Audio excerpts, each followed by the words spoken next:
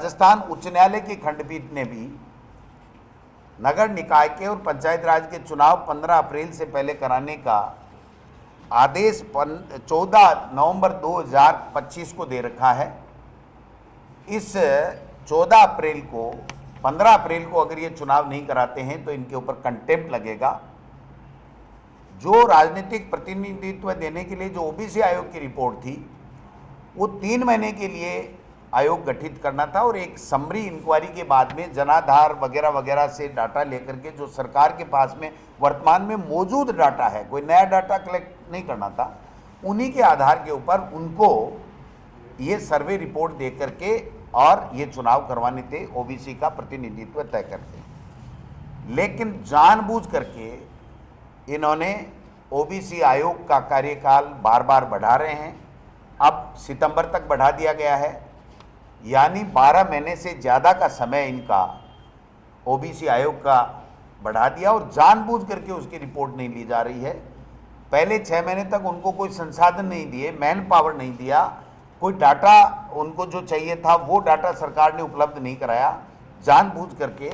और अब उनकी रिपोर्ट तैयार है, लेकिन वो इसलिए नहीं ले रहे हैं कि अगर लेंगे तो चुनाव कराने पड़ेंगे, चुनाव कराने पड़ेंगे तो इनकी पोल खुल जाएगी, इनके पोत जनता के सामने आ जाएंगे। इनका 2.5 साल का जो कुशासन है उसके ऊपर मोहर लगा करके इनका सूपड़ा साफ पंचायत राज और नगर निकाय में होने वाला है।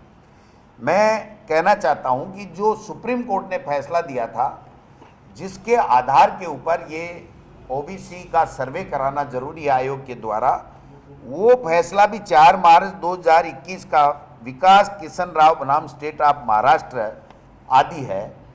उसमें भी सुप्रीम कोर्ट के फैसले में ये कहा गया है कि अगर सरकार नहीं करा पाती है तो केवल इसके आधार के ऊपर आप चुनाव नहीं टाल सकते हो, आपको चुनाव कराने ही पड़ेंगे, चाहे ओबीसी के बगैर चुनाव कराओ।